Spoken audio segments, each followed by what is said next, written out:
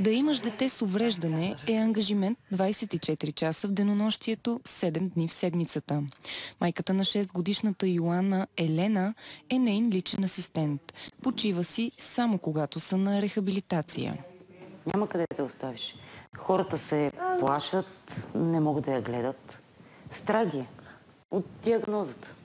Баща е евентуално, но той е за много кратко, дали има и половин час. Той също се притеснява да я гледа. От Столичната община предоставят на Асоциацията на родители на деца с епилепсия помещение за дневен център, където родителите да могат да оставят за няколко часа децата си. Но сумата за ремонт и оборудване е непосилна за родителите. Някъде около 50 000 лева са необходими, за да можем да стартираме центъри. Ако не успеете обаче да съберете тези пари, какво се случва?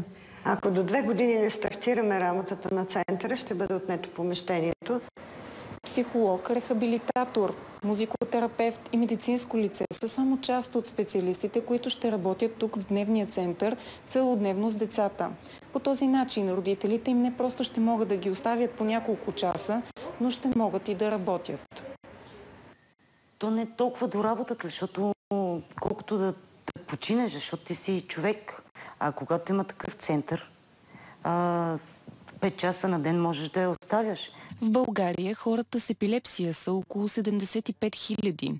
Само децата са около 30 000. Надявам се, че ще се намерят добри хора да помогнат. За BTV новините, Полина Гергушева.